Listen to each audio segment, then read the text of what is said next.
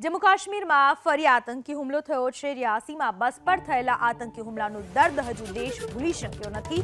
ત્યારે રિયાસીથી 150 કિલોમીટર દૂર કઠુઆમાં પણ આતંકી હુમલાથી હચમચી ઉઠ્યું।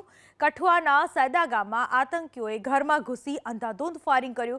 રાત્રે 8 વાગ્યાની આસપાસ બે આતંકીઓએ ઘરનો દરવાજો ખખડાવ્યા બાદ મહિલા પાસે પાણી માંગ્યું હતું। મહિલાએ પાણી આપવાનો ઇનકાર કરતા પકડાઈ જવાના ડરે બંને આતંકીઓએ 15 થી 20 રાઉન્ડ ફાયરિંગ કર્યું।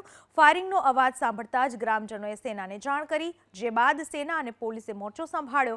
આ હુમલામાં 5 લોકો ઘાયલ થયા છે તો સેનાએ એક આતંકીને પણ ઠાર કર્યો છે। બીજા આતંકીની શોધખોળ ચાલી રહી છે। મહત્વનું છે કે 2 દિવસ અગાઉ રિયાસીમાં બસ પર થયેલા આતંકી હુમલામાં 10 લોકોના મોત થયા હતા, જ્યારે 33 જેટલા લોકો ઇજાગ્રસ્ત થયા।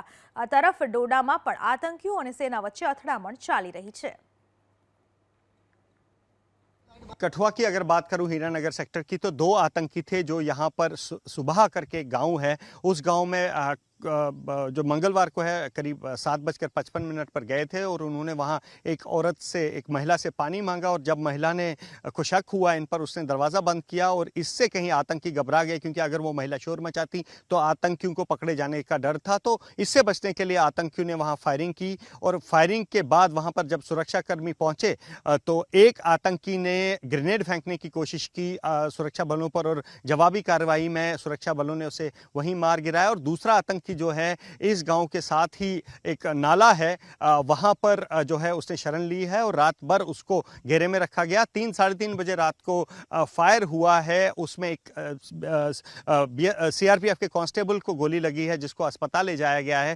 तो अभी भी उस इलाके पे फोकस है, न केवल सुरक्षा बल जिसमें सेना, अर्धसैनिक बल और जम्मू कश्मीर पुलिस है उस आतंकी को ढूंढ रहे, बल्कि ड्रोन का भी हमने देखा यहाँ सहारा लिया जा रहा है ताकि उस आतंकी को वहां पर लोकेट किया जा सके और उसे न्यूट्रलाइज किया जा सके। यहां आयुषी में एक जरूरी बात अपने दर्शकों को बता दूं, कल जम्मू जोन के एडीजी आनंद जैन ने यह कहा था कि ये दोनों आतंकी जो हैं ये हाल फिलहाल में ही घुसपैठ करके हीरानगर सेक्टर से जो अंतर्राष्ट्रीय सीमा है पाकिस्तान की, वहां से घुसपैठ करके भारतीय सीमा में घुसे थे। लेकिन इस संदर्भ में, इस कंटेक्स्ट में एबीपी न्यूज को एक अहम जानकारी हाथ लगी है, एक्सक्लूसिव जानकारी यह है कि इन दोनों आतंकियों ने तरना नाला या बसंतर नाला, ये दोनों नाले जो आप मेरे पीछे तस्वीरें देख रहे हैं, इन्हीं नालों से घुसपैठ करके जो है इन्हीं दोनों में से एक नाले से घुसपैठ कर हीरानगर का रुख किया है। बता दूं आयुषी कि जम्मू, सांबा और कठुआ में करीब 1.5 दर्जन ऐसे नदी नाले हैं जो पारंपरिक रूट रहे हैं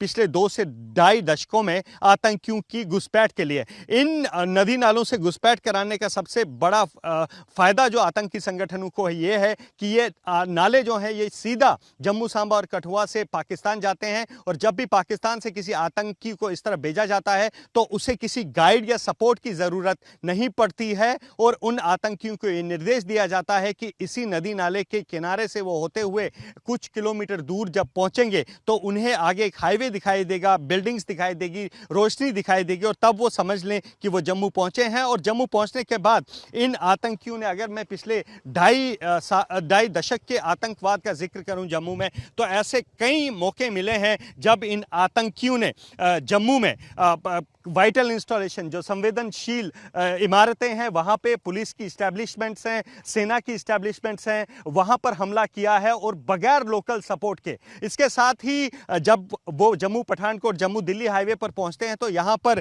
सैन्य वाहनों के साथ साथ जो आम वाहन है वो भी टारगेट किया है आतंकियों ने। और हाल ही में जैसे हमने देखा कि रियासी में जिस तरह से एक यात्री बस को निशाना बनाया गया, तो वैसे वाहन भी इस हाईवे पर चलते हैं। तो ये दूसरा फायदा यहाँ आतंकियों को होता है। और तीसरा फायदा ये कि जिस तरह से मैंने कहा कि तरना नाला या बसंतर नाला, जिन 2 नालों से संभवतः इन आतंकियों ने घुसपैठ की थी, ये नाले जम्मू से होते हुए आगे बनी बसोली, फिर भद्रवा, डोडा और फिर वहां से श्रीनगर तक जो है ये रूट जो है ये इख्तियार किया था पहले भी आतंकियों ने। और जम्मू से घुसपैठ करते हुए इन पारंपरिक रूट के रास्तों से ये आतंकी कश्मीर तक पहुंच सकते हैं। तो ये तीसरा फायदा इन आतंकियों को इस पारंपरिक घुसपैठ के रास्तों से जो है वो किया जाना चाहिए, करते रहे हैं। तो इसी तरीके से मैं अपने दर्शकों को ये एक्सक्लूसिव तस्वीरें आपको दिखा दूं कि किस तरह से इन नदी नालों की बनावट है, किस तरह से इन पारंपरिक रास्तों का जो है वो इस्तेमाल करते रहे हैं आतंकी। इन नदी नालों के किनारों पर आप देखिए कई जगह जंगल हैं जहां ये आतंकी छिपते हैं और रात को इन्फिल्ट्रेशन करने के बाद सुबह 5-6 बजे तक इनमें से कई आतंकी जो है वो जम्मू तक पहुंचते हैं। तो ये एक सुरक्षित रास्ता माना जाता है आतंकियों के लिए, और इस बार यही माना जा रहा है कि इन्हीं पारंपरिक और सुरक्षित रास्तों में से 2 रास्तों में से एक का इस्तेमाल करके ये आतंकी हीरानगर तक पहुंचे हैं। और जहां उन्होंने एक गांव पर हमला किया, गनीमत ये रही कि इस हमले में सिर्फ एक शख्स के घायल होने की खबर है, जबकि एक आतंकी को मार गिराया गया है और दूसरे आतंकी को ढूंढा जा रहा है। लेकिन मकसद बड़ा था कि एक गांव को अटैक करो और वहां पर मैक्सिमम कैजुअल्टीज करो। लेकिन यहां सलाम करना होगा सुरक्षा बलों के जज्बे को, जिन्होंने इस बड़ी साजिश को नाकाम किया।